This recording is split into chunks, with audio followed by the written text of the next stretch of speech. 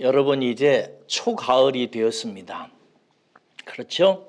좋은 때인데 이때 독이 바짝 올라온 놈이 있습니다.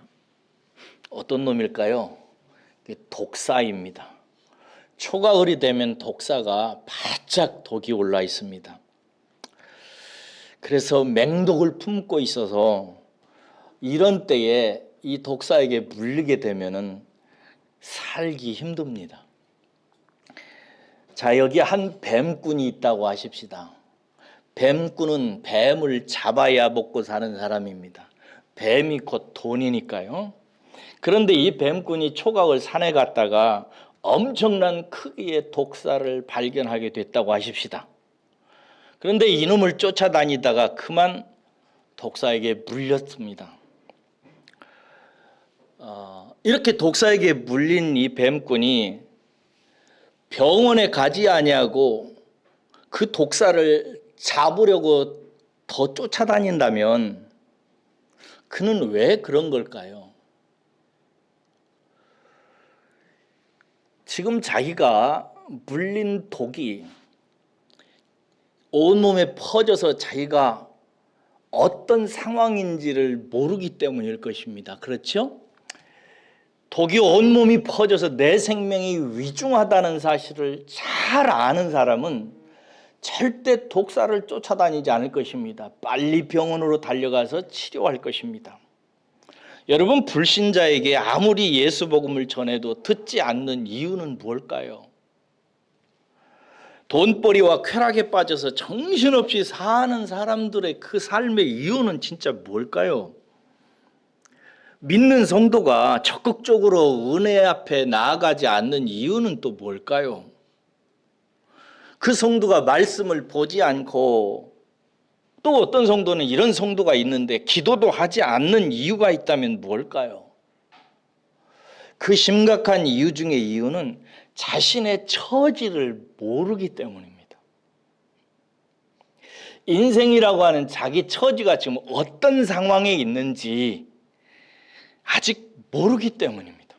만약에 불신자든지 성도든지 자기의 처지를, 상황을, 위중함을 깨달은 사람이면 결코 그런 상태로 살거나 가만히 있지 않을 것입니다.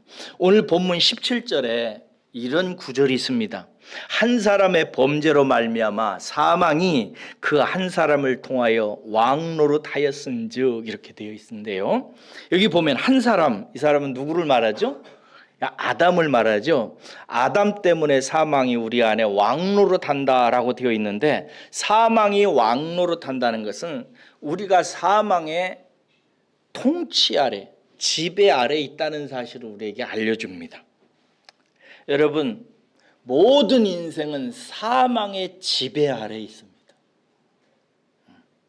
죄로 말미암아 사망이 우리 안에 들어오게 되고, 이 사망의 권세 아래에서 모든 인생은 다 지배당하고 있습니다.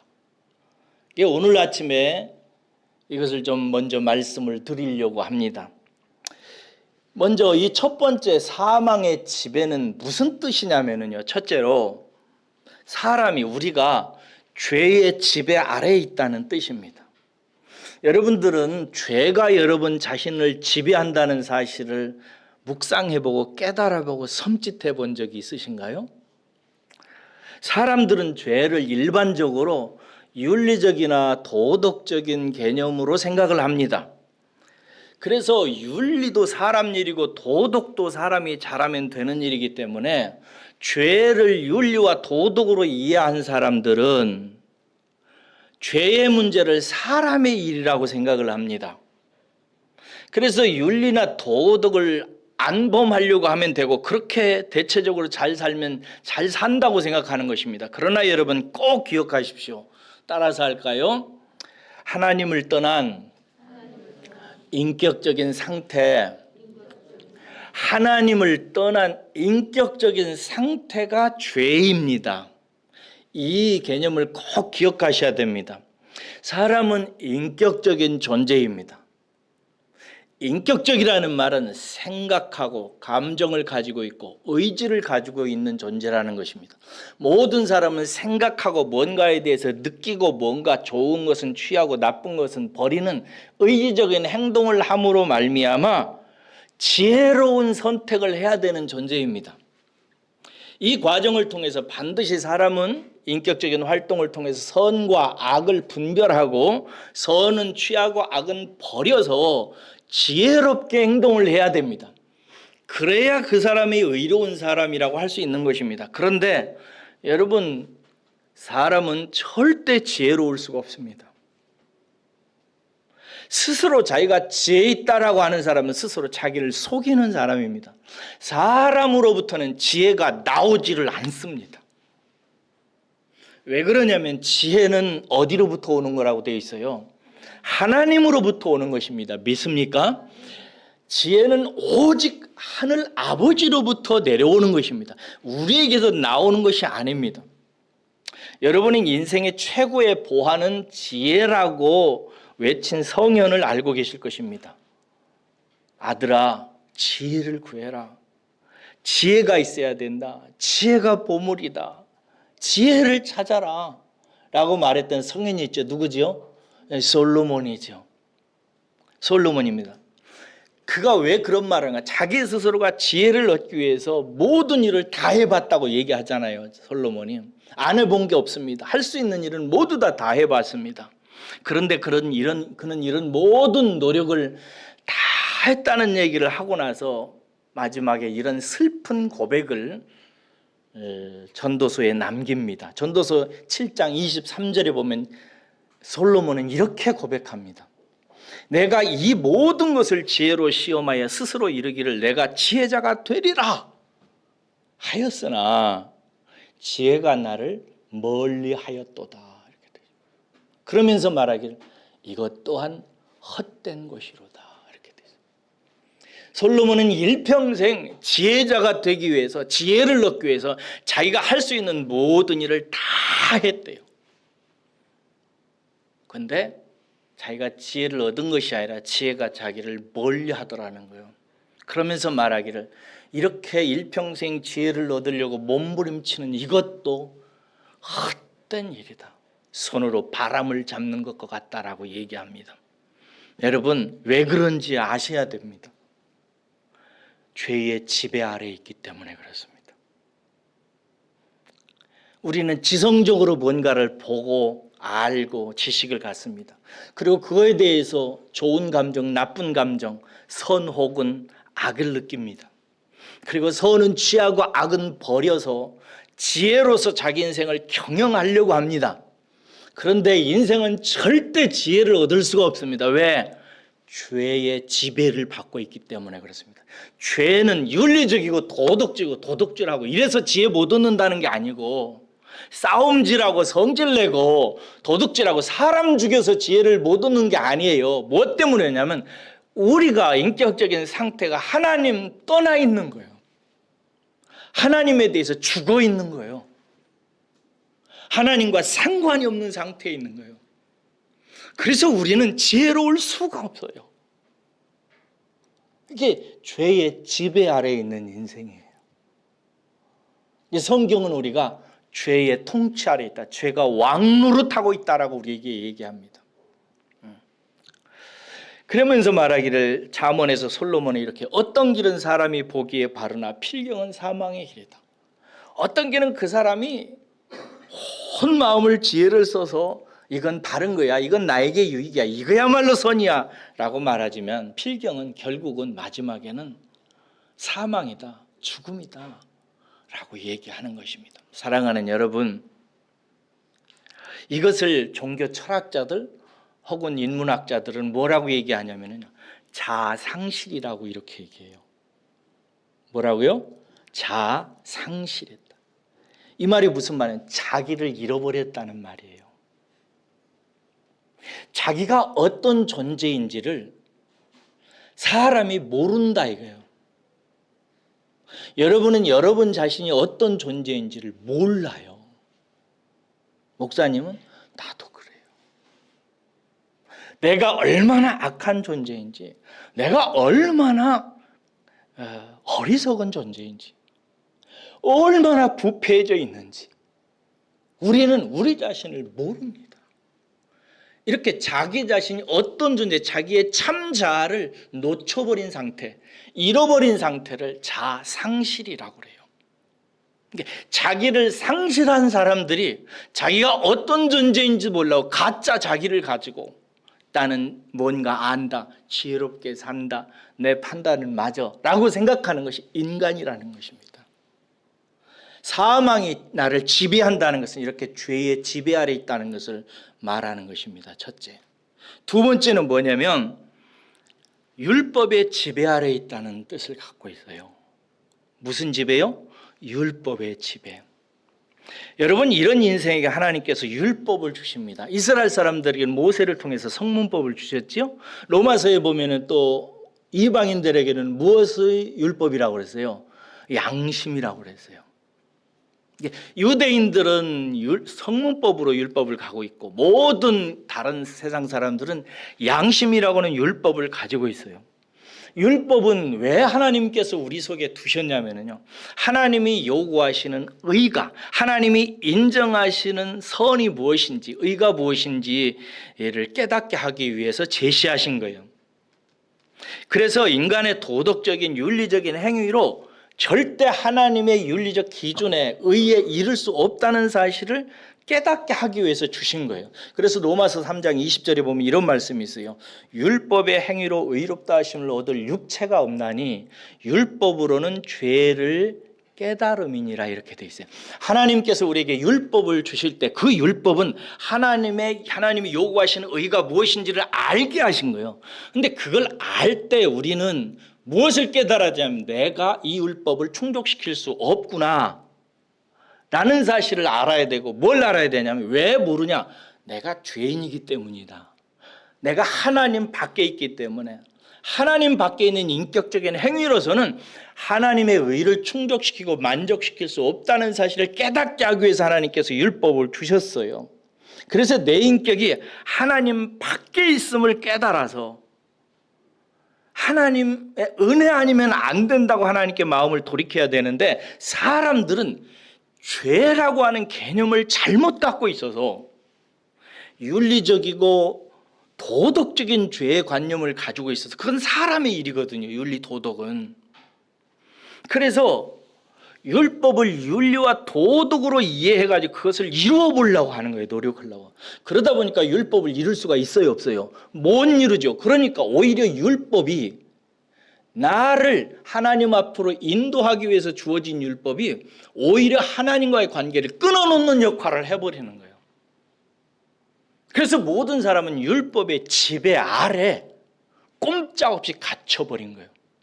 우리는 율법의 정죄로 말미암아 하나님 앞에 설 수 없게 돼버린 거예요.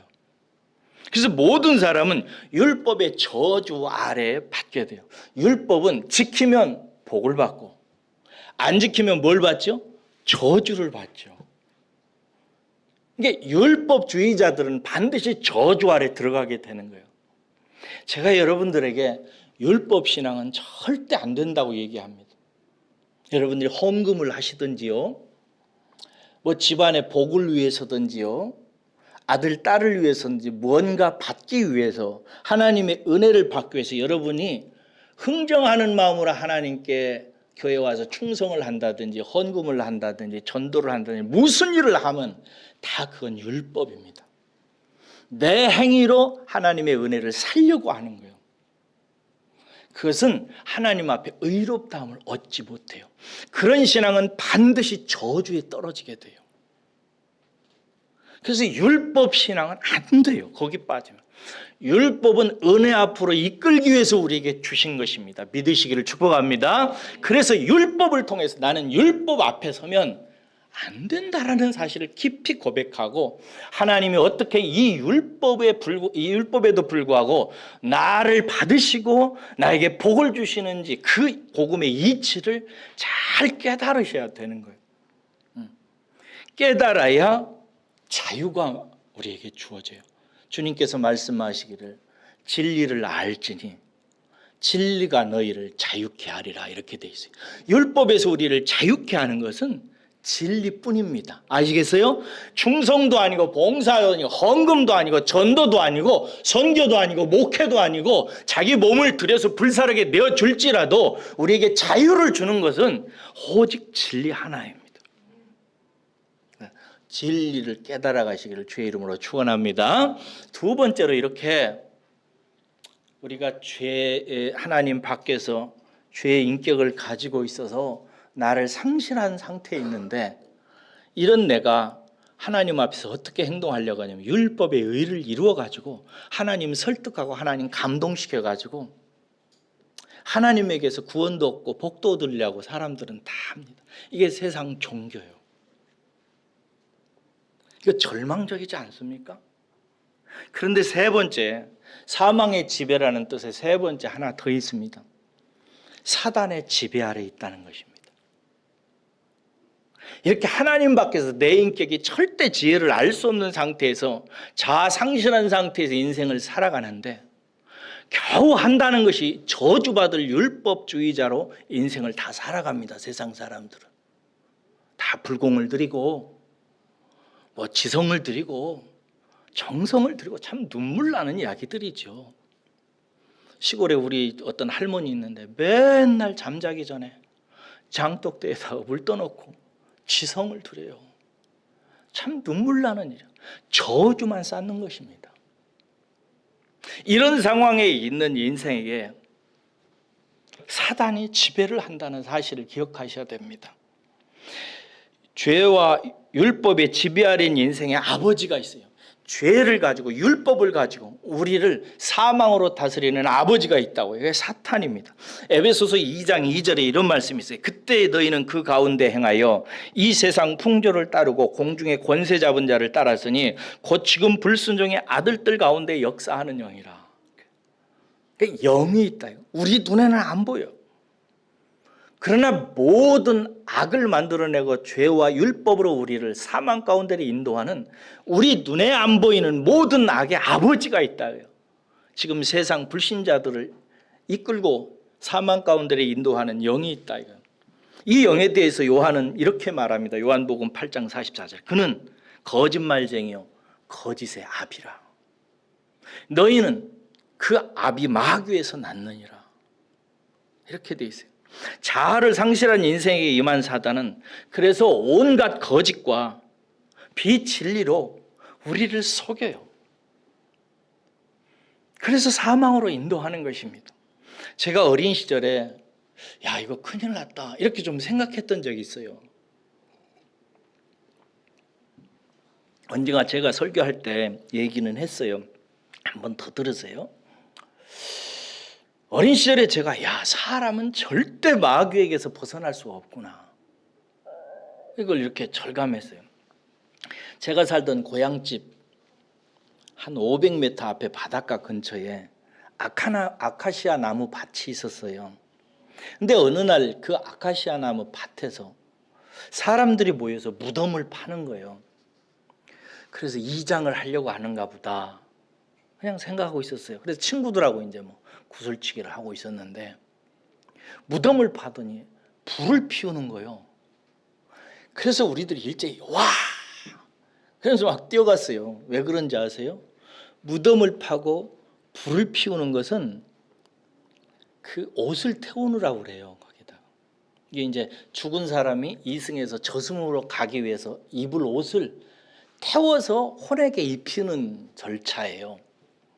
근데 그 옷 속에는요 돈이 들어있습니다.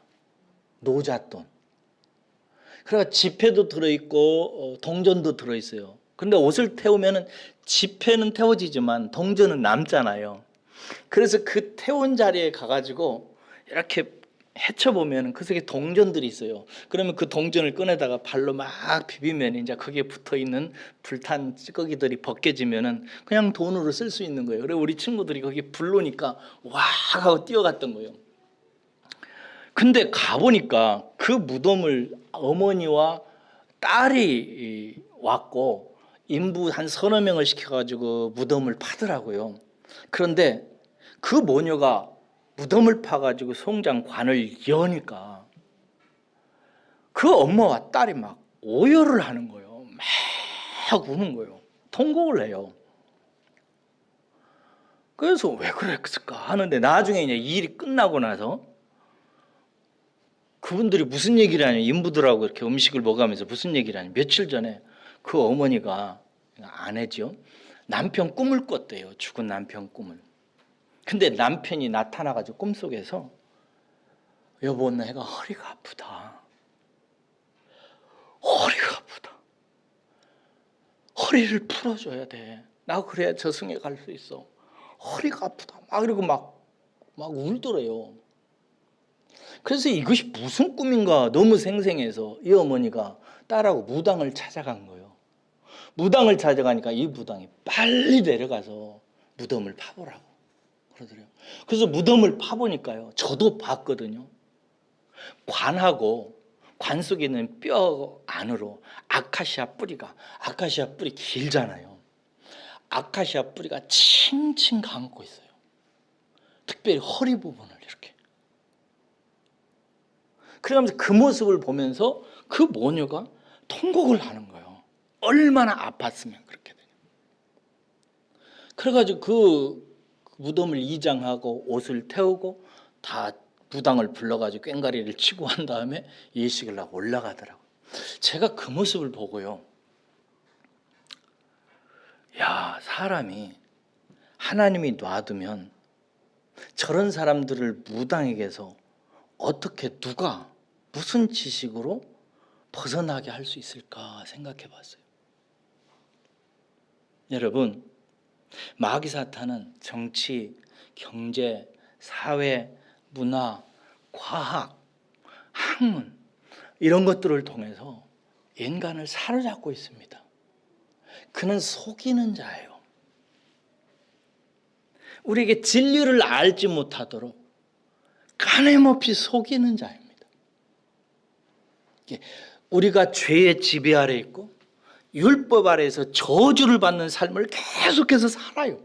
여러분, 세상 사람들 보세요. 죄가 뭔지 몰라요. 그냥 안다고 하는 것이 윤리적이고 도덕적인 죄 정도로 알아요. 그래서 나는 크게 문제없어 라고 생각하고 살아요. 그러면서 하는 것이 지성을 들이고 선한 일을 많이 하고 사람들을 많이 돕고 하면 죄를 그 선이 덮을 줄 알아요. 이게 율법 신앙이거든요. 그렇게 살아가는 인생들을 마귀가 그 속에서 다 속이는 거예요. 헛된 길로 가도록. 이것이 사망의 지배입니다. 근데 이 사망의 지배당하는 인생은 첫 번째 사람, 아담이 만들어가지고 우리에게 유전해 준 인생입니다. 그래서 한 사람 아담을 통해서 범죄가 일어나고 범죄했을 때 죄가 들어오게 되고 죄를 통해서 사망의 권세가 우리를 지배하면서 모든 이 땅의 사람들은 죄의 지배 아래, 율법의 지배 아래, 사단의 지배 아래 살다가 영원한 사망으로 떨어진다는 것이 성경의 가르침이고 이것이 사망의 지배의 내용이에요. 우리는 모두 다 원천적으로 이 지배 아래 있습니다. 이것을 깨닫고 이것을 성경 말씀을 통해서 묵상한 사람은요, 예수 안 믿을 수 없어요. 이것 정말 절감한 사람은 기도 안 할 수 없습니다. 어떻게 기도 안 하겠어요? 내가 그런 상태에 늘 놓여져 있는데. 사랑하는 여러분, 여러분들은 이 사단의 지배를 잘 깨달으시고 늘 예수 안에 거하시기를 주의 이름으로 축원합니다. 그런데 제가 오늘 설교를 통해서 정말 드리고 싶은 또 다른 지배가 있어요. 그것은 뭐냐? 은혜의 지배예요. 17절 다시 보세요. 17절 다시 한번 읽어보겠습니다. 시작. 한 사람의 범죄로 말미암아 사망이 그 한 사람을 통하여 왕노릇하였은즉, 여기까지는 이제 사망의 지배예요. 그 다음에 읽겠습니다. 시작. 더욱 은혜와 의의 선물을 넘치게 받는 자들은, 이건 누굴까요? 우리들이에요. 할렐루야. 성도예요. 더욱 은혜와 의의 선물을 넘치게 받는 자들은, 우리들은, 그 다음에 읽습니다. 시작. 한 분 예수 그리스도를 통하여 생명 안에서 왕노릇하느니라 라고 말. 이 지배에 대해서 로마서 6장 14절에 이렇게 정리를 합니다. 죄가 너희를 주장하지 못하리니 이는 너희가 법 아래 있지 아니하고 은혜 아래 있음이라. 우리 찾아가 보겠습니다. 로마서 6장 14절입니다. 5장 다음에 있죠. 17절에서 이런 얘기를 하면서 쭉 정리한 바울이 마지막에 6장 14절에서 이렇게 얘기합니다. 시작. 죄가 너희를 주장하지 못하리. 이 말은 죄가, 사망이 우리를 지배하지 못하게 된다는 거예요. 할렐루야. 못하리니. 그 다음에 시작. 이는 너희가 법 아래 있지 아니하고 은혜 아래에 있음이라. 할렐루야. 은혜 아래, 은혜의 지배를 받고 있기 때문이라는 사실입니다. 어떻게 여러분, 죄와 사망의 지배에서 우리는 은혜의 지배를 받는 그런 더욱 은혜와 의의 선물을 넘치게 받는 자들이 되었을까요? 저를 보세요. 첫 번째, 사람은 뭐의 지배에 있다고요? 죄의 지배. 이건 정말 기억하고 많이 묵상하셔야 돼요, 여러분. 죄의 지배, 사탄은 어떻게 해서든지 죄의 지배 아래 놓으려고 합니다. 믿는 자도. 두 번째, 어디에 지배 아래 있다고요? 율법의 제. 사탄은 어떻게 해서든지 율법 신앙 우리에게 뿌리내리게 하려고 합니다. 세 번째, 누구의 지배 아래 있다고요? 사단의 지배 아래 있습니다.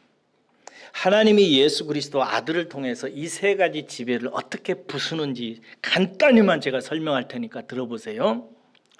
하나님이 우리가 죄 지배받는 상태를 해결하기 위해서, 죄의 지배를 받는 우리를 구출하기 위해서 당신의 아들을 죄로 삼으셔서 당신의 아들을 죽음에 넘기십니다.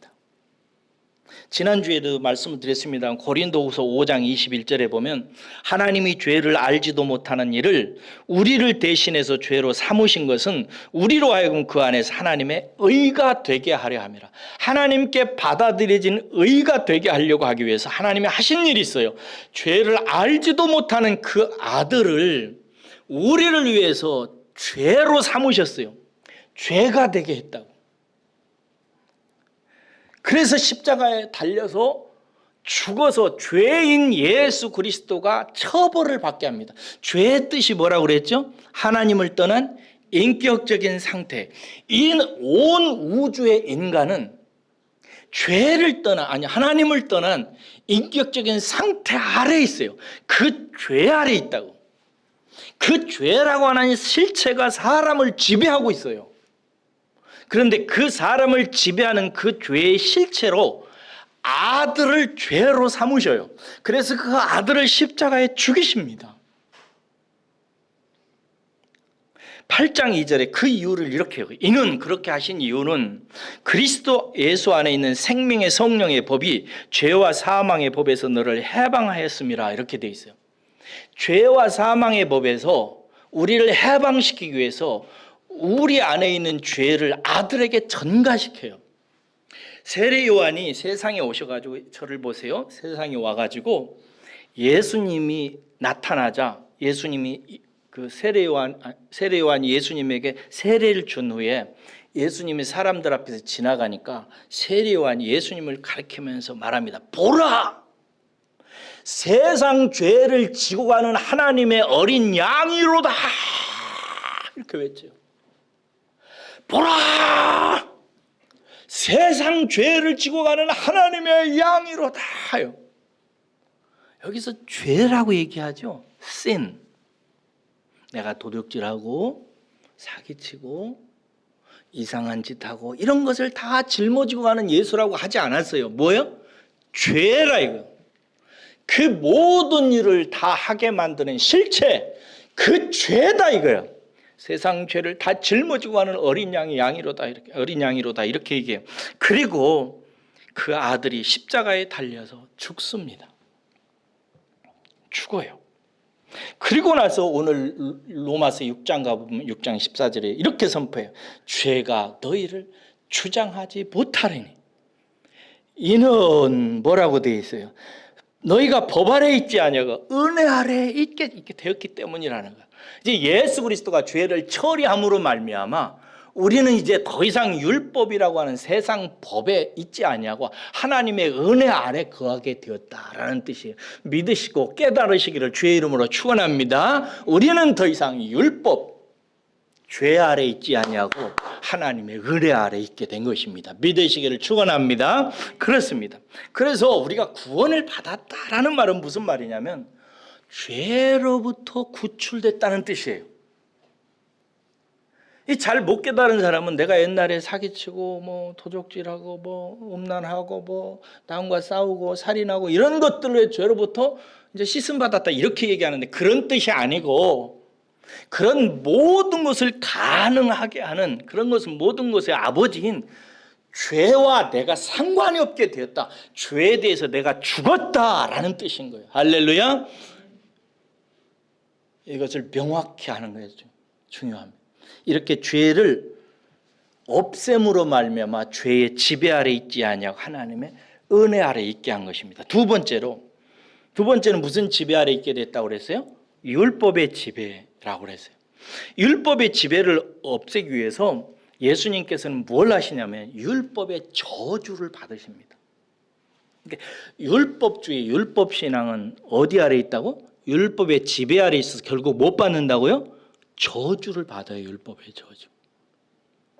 그런데 예수님께서 오셔서 십자가에 달려 죽으시면서 무슨 일을 했냐면 우리가 율법으로 세상 도덕과 윤리와 종교와 예수 믿으면서도 지성과 치성을 들여서 하나님 앞에 복을 받으려고 하는 모든 행위들로 말미암아 나에게 넘치는 모든 저주를 예수님께서 다 십자가에 달려 받으십니다. 대신 갈라디아서 3장 13절 이렇게 되어 있어요. 예수께 그리스도께서 우리를 위하여 저주를 받은 바 되사 율법의 저주에서 우리를 속량하셨으니 할렐루야. 율법의 저주를 받음으로 말미암아 우리를 속량하셨어요. 그래서 우리가 더 이상 법 아래 있지 아니하고 은혜 아래에 있다는 로마서 6장 14절이 우리에게 진리가 되는 것입니다. 사랑하는 여러분, 예수님께서 우리가 깨닫지 못해서 율법 신앙 갖고 그렇게 살아가는 모든 저주가 성도에게 미치지 않는 이유가 있어요. 예수님께서 그 저주를 대신 다 받으신 거예요. 할렐루야. 저주 받으신 그 율법을 계속해서 붙들고 계실래요? 오직 진리면 충분합니다. 할렐루야. 진리면 돼요. 그 다음에는 찬송하고 하나님께 감사로 행하면 되는 것입니다. 세 번째, 사단의 지배를 없애기 위해서요. 사단에게 의해서 죽임을 당한 후에 부활하셔서 사단의 권세를 소용없게 만들어 버리셨어요. 사단은 로마 군인들과 유대인들을 통해서 예수님을 잡았어요.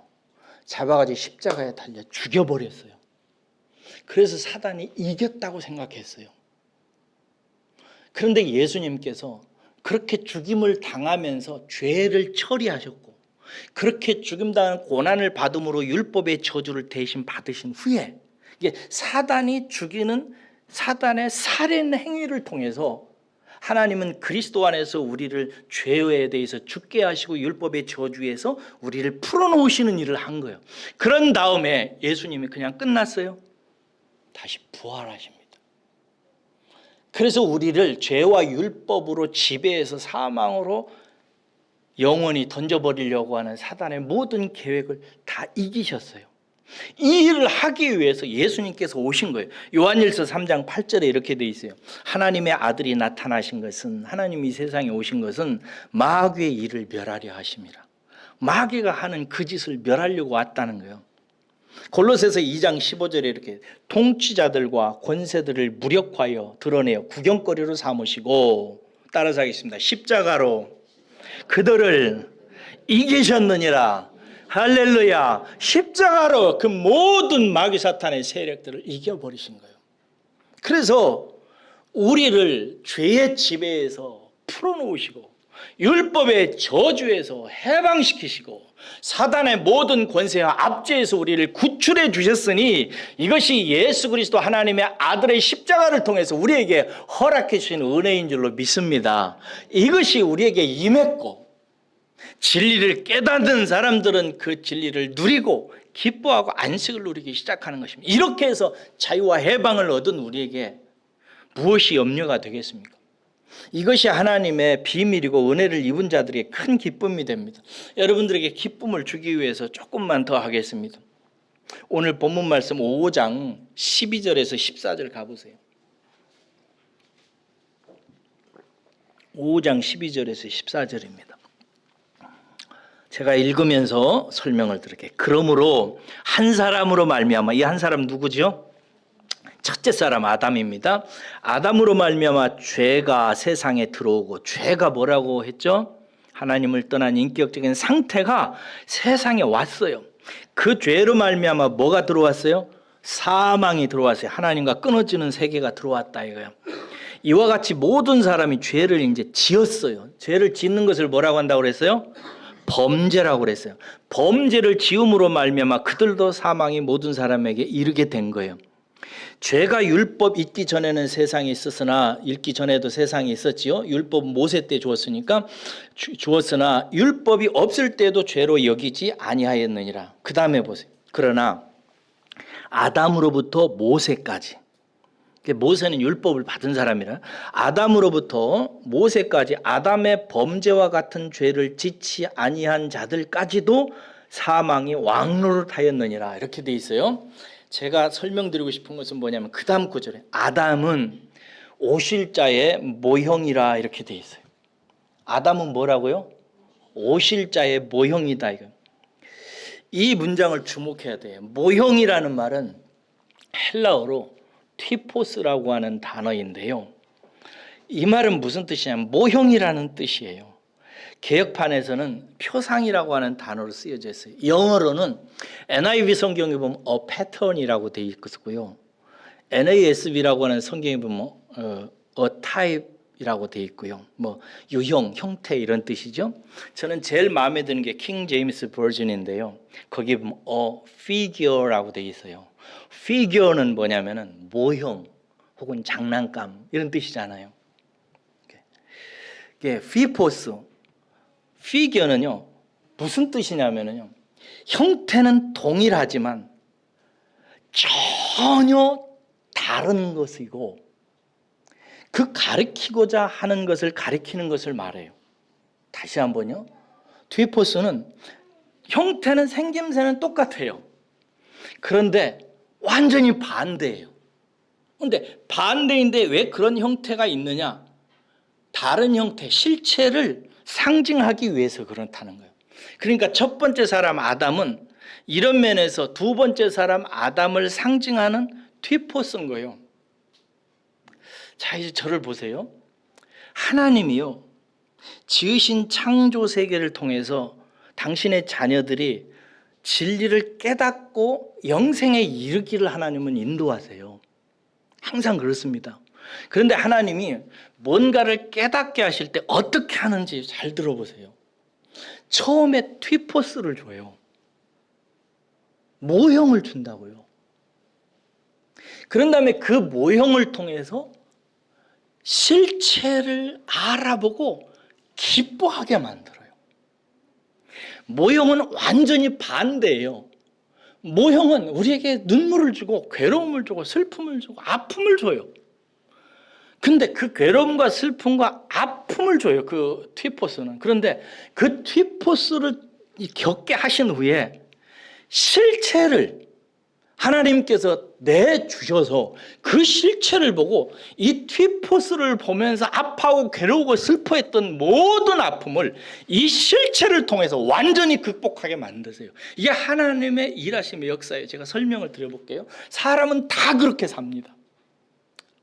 어린아이가 여러분 강아지를 어떻게 경험하고 기뻐하고 사랑하게 되는지를 아실 것입니다. 처음에는 어린아이가요 그림으로 강아지를 봅니다. 그렇죠?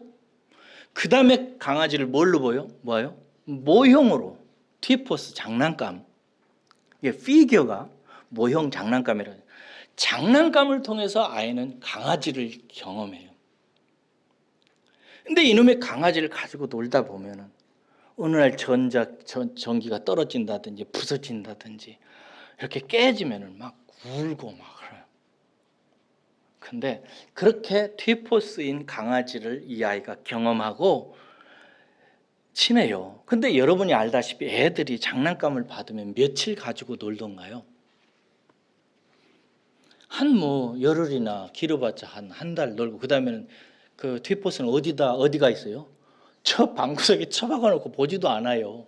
왜? 실망해서, 재미가 없어서. 그런데 어느 날 아빠가 실체를 가지고 오는 거예요. 강아지를. 진짜를. 그러면은 이 아이는, 제가 한번 그 동영상을 본 적이 있어요. 이 아이가 장난감을 가지고 놀다가 어느 날 아빠 강아지를 가지고 오니까 이 애가 막 활짝 뛰는 거예요. 개를 보고, 그 강아지를 보고 막 주위를 돌아보면 기뻐서. 그러면 그 강아지를 가지고 이 아이가 한 달쯤 가지고 있다 강아지 버리나요? 안 버려요. 강아지와 지내면 지낼수록 강아지를 더 사랑하고 더 좋아하고 정을 나누고 깊이 있게 사귀어요. 그러다가 나중에 그 강아지가 죽으면 어떻게 해요? 요새는요, 장례 절차까지 만들어가지고 난리를 부려요. 여러분, 하나님께서 예수 그리스도라고 하는 실체를, 예수 그리스도를 통해서 우리에게 허락해 주신 은혜를 맛보게 하기 위해서 하나님께서 첫 번째 아담이 타락을 해서 범죄하는 것을 기꺼이 승인하세요. 허용하세요. 그리고 하나님께서는 그 아담을 티포스로 활용하신 거예요.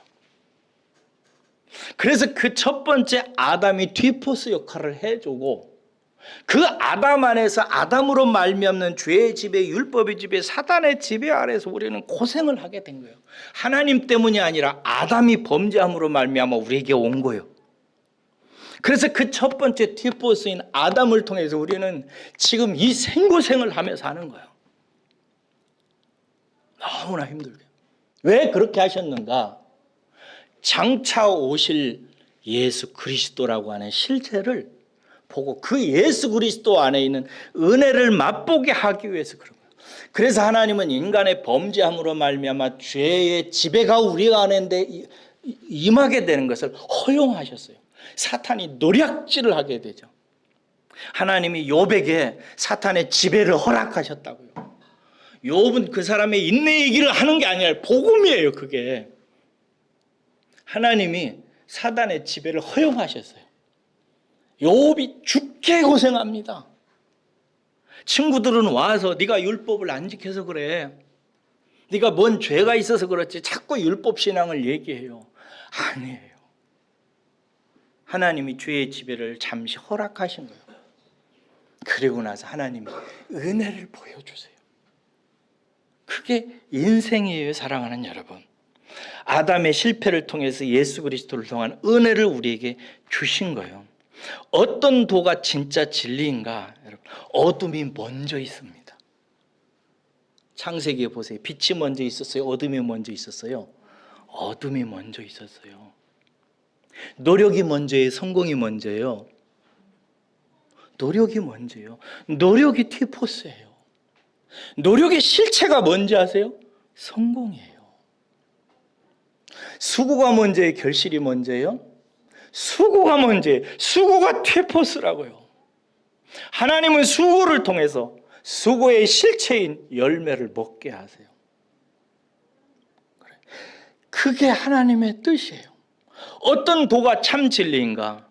어두움 후에 빛이 오며 바람 분 후에 잔잔하고 소나기 후에 햇빛 나며 수고한 후에 쉼이 있네. 어두움은 빛에 휘포쓰고 바람은 잔잔함에 휘포쓰고 소나기는 햇빛에 휘포쓰고요, 수고는 쉼에 휘포쓰요. 괴로움 후에 평안이 있고 슬퍼한 후에 기쁨이 있고 죽음 온 후에 영생하니 이러한 도가 진리로다. 그러니까 사랑하는 여러분, 여러분들이 이 길을 가는 것을 너무 슬퍼하지 마세요. 저는 젊은 시절에 이 도를 깨닫기 전에 왜 우리 아빠 엄마가 우리 집안 예수 믿고 그 재산 다 바치고 그렇게 살았는데 왜 우리 집안이 이렇게 망했는가 고민을 많이 했습니다. 그리고 성경을 탐구하면서 깨달아온 진리 중에 하나들이에요. 여러분, 예수 믿고 나서 눈물이 많아지고 슬픔이 많아지고 이런저런 일이 뒤틀리는 일로 인하여 휘포스로 인하여 너무 염려하지 마세요. 수고하는 것이 휘포스예요.